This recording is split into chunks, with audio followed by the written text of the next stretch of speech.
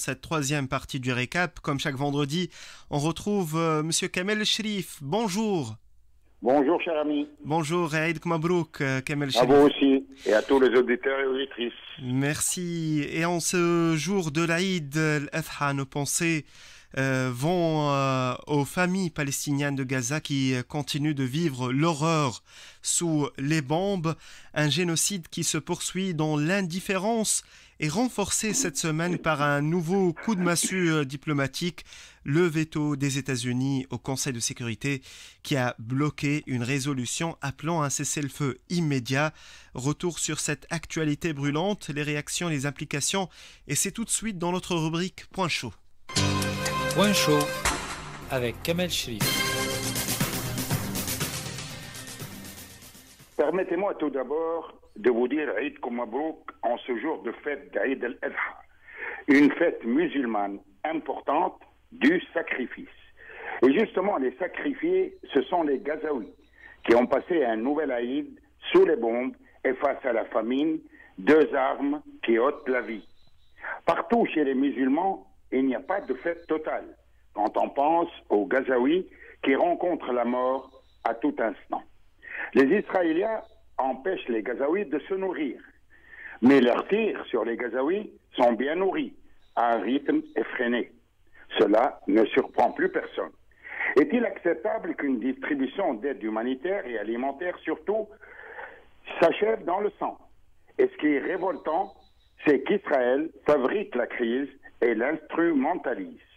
La distribution de l'aide à une fondation israélienne est inacceptable.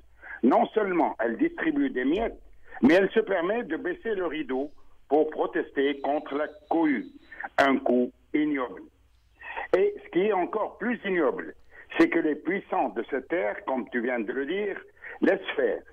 Seule l'ONU impuissante alerte sans cesse que 100% de la population gazaoui est menacée de famine. Mourir sous les bombes ou mourir de faim, voilà le choix immoral, inhumain, abject que leur laisse l'occupant génocidaire qui se permet toutes les exactions les plus perfides et les plus écœurantes. Et ce qui est indécent, c'est que Washington a mis son veto à un projet de résolution demandant tout simplement l'aide humanitaire à un peuple affamé. Ce veto est posé sur la conscience du monde. L'histoire retiendra la douleur d'un peuple martyr, sacrifié sur l'autel de la violence et de l'indifférence. Le silence ne peut pas affronter les rouages de l'injustice. Où est la justice justement humaine? Où est l'empathie? Le monde vit des temps difficiles avec cette injustice flagrante. Y a-t-il une voix forte qui ose dire « assez, c'est assez » ?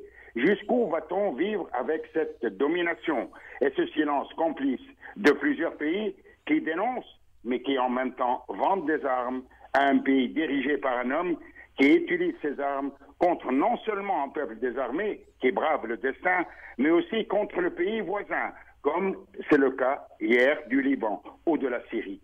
Quel monde, quelle époque! Y a-t-il une limite à cette tragédie qui se poursuit en public avec une hypocrisie et un cynisme sans fin? Mais malheureusement, telle est la réalité de ce monde. C'était la rubrique Point chaud. À très bientôt, Kamel Cherif. Merci. Et voilà, c'est déjà la fin de cette édition du récap. Merci à toute l'équipe. Merci à Qais Al-Bouzrib à la réalisation technique, à Alim Trabelsi à la réalisation digitale.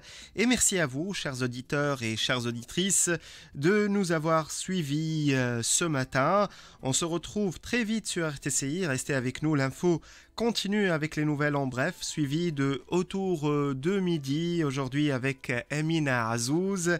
Très belle journée et Aïd Mabrouk et à très bientôt sur Radio Tunis, chaîne internationale.